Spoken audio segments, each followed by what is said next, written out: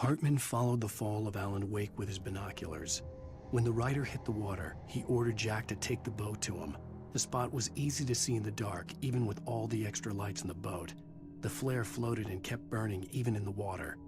Jack turned the radio louder as the engine sputtered. The music was rough and clanking, something the Anderson brothers would no doubt have enjoyed. But Hartman chose to ignore it. Wake was finally within his reach.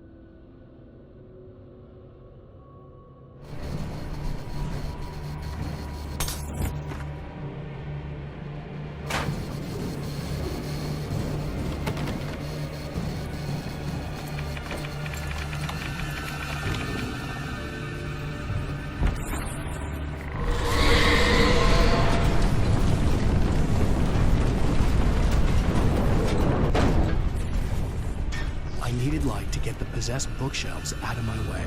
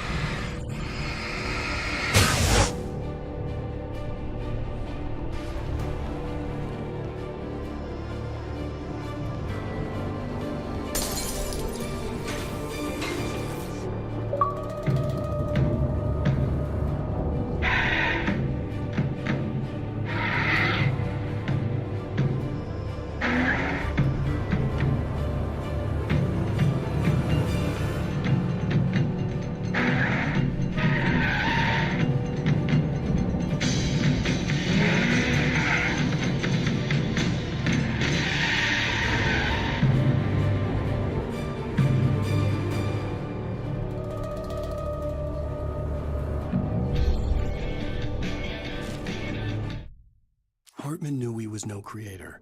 He had no ambitions on that front, and he certainly didn't want to end up like every artist he had worked with here, damaged in ways that were hard to describe, or worse. It was enough for Hartman to maintain creative control and provide direction, to be a producer. That was what most of these people were in need of anyway. Of course, suitable subjects were few and far in between. Want access to thousands of applications? Verizon Wireless has you covered.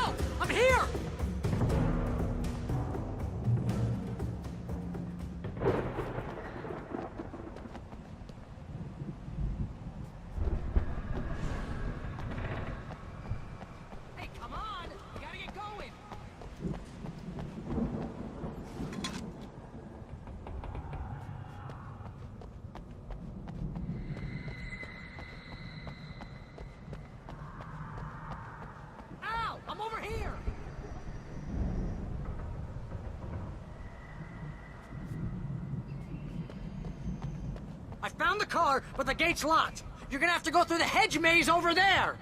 Barry, I don't have a light. Take this, Al! Oh, God! Look at the house, Al!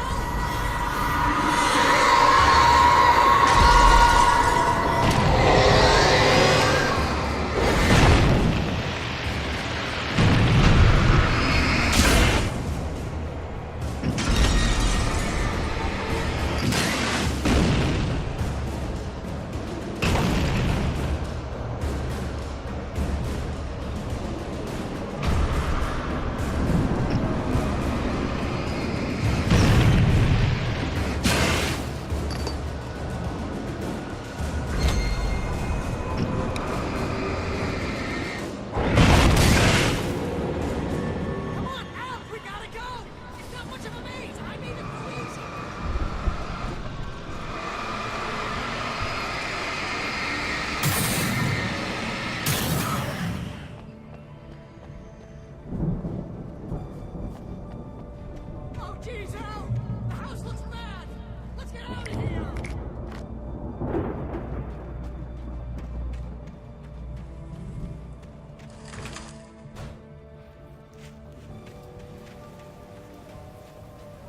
Al, hurry up! I can hear those evil guys moving around!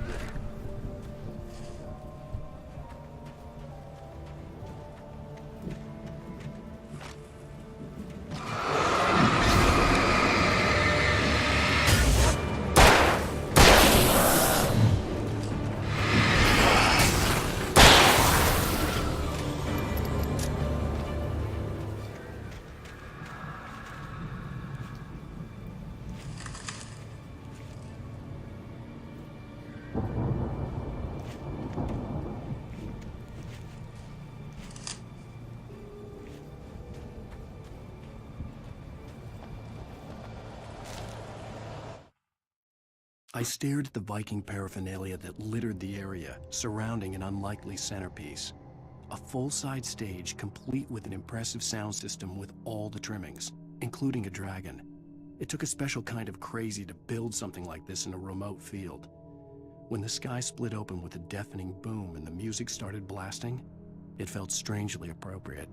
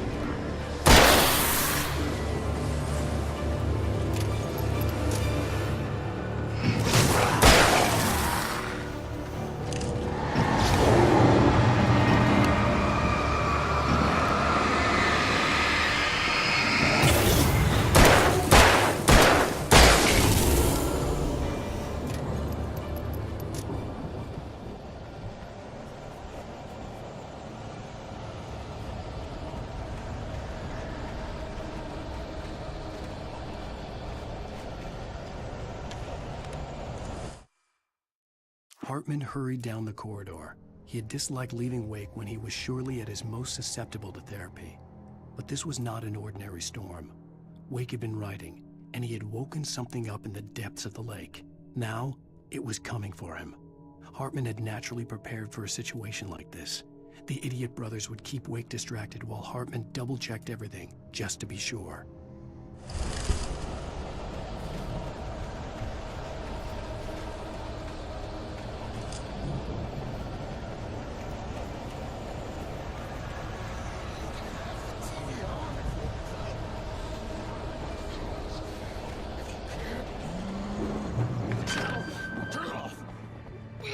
Fighting it makes me mad.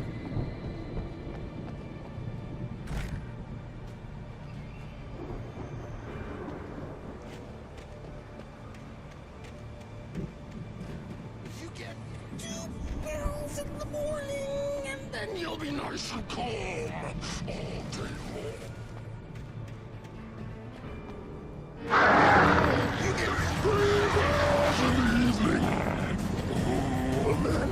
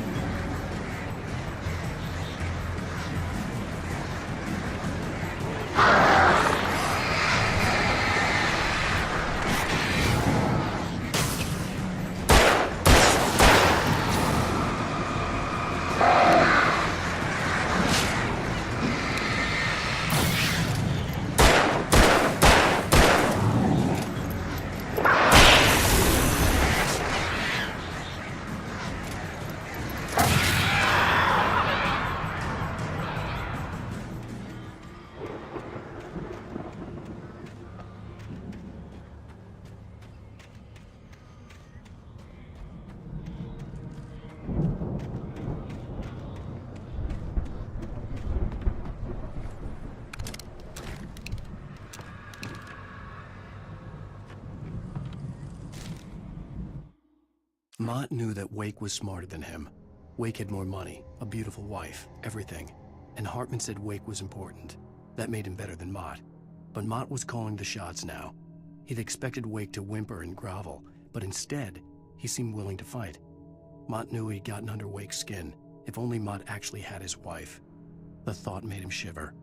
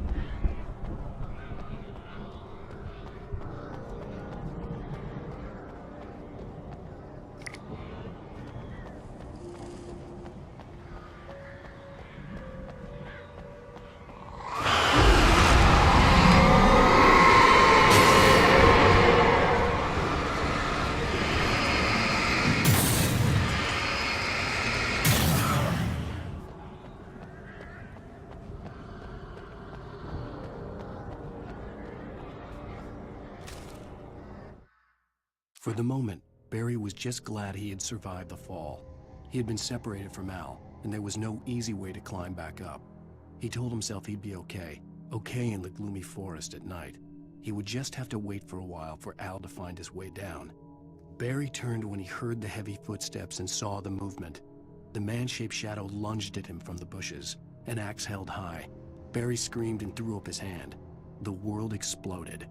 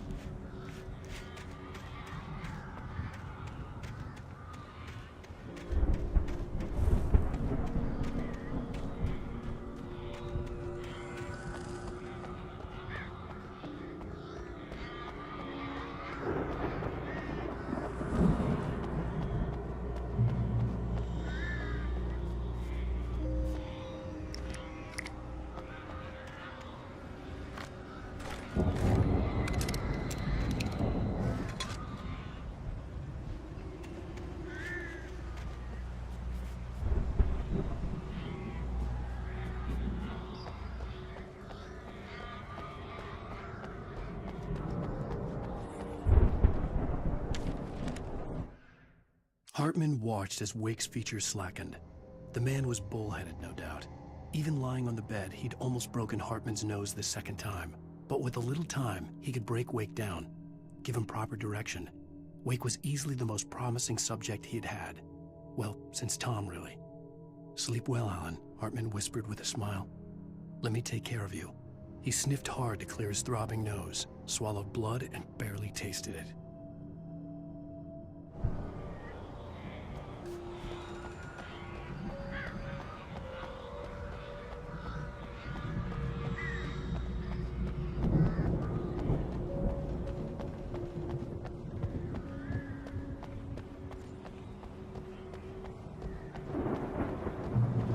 Al! You're alive! Let's get out of here. Can you open this gate? Barry!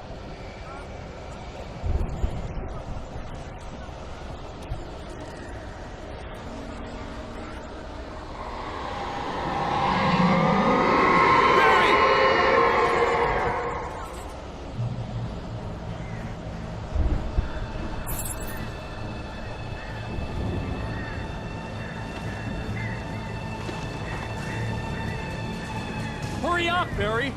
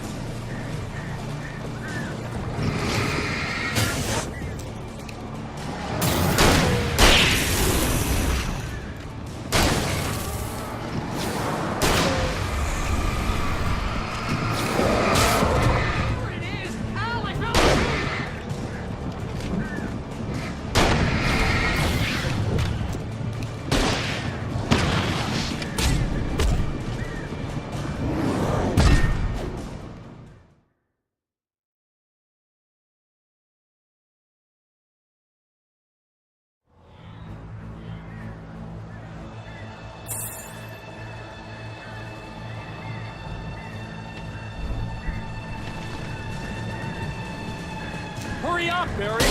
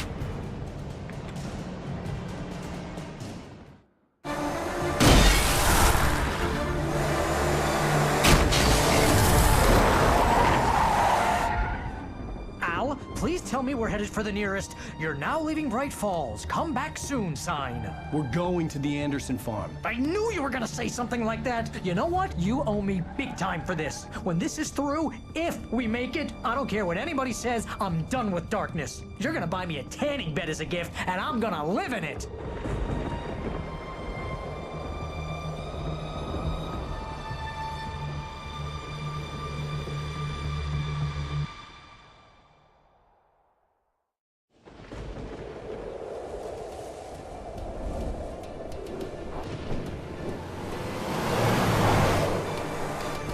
I'm crazy, but that's fine, Barry. Oh, you got that right, Al. You're barking mad. You are by far the craziest... But maybe that's inevitable when you deal with crazy stuff like this. It helps. This is happening, Barry. Alice, they never had Alice. She's trapped in the darkness at the bottom of the lake, but she's not dead. Al, How can you know that? I know, Barry. I can... Al, No, listen. I can bring her back. I can find her. There's something special about this place. The lake, it does something to the works of art created here. It makes them come true. But there's a catch. The dark presence, whatever that thing is, twists it to its own ends. That's why all of this is happening. It's using my manuscript to take over everything. Al, I believe you. It happened to Thomas Zane before, it happened to the Andersons. I believe you. Crazy or not, you're not delusional. Weird shit's going down. That's a fact. I'm on board, man. I'm with you. The Andersons knew about it, but they were too far gone to tell me with all the drugs they were on. But they wrote it down. There's a message somewhere at their farm, Barry. We just need to find it. Look out!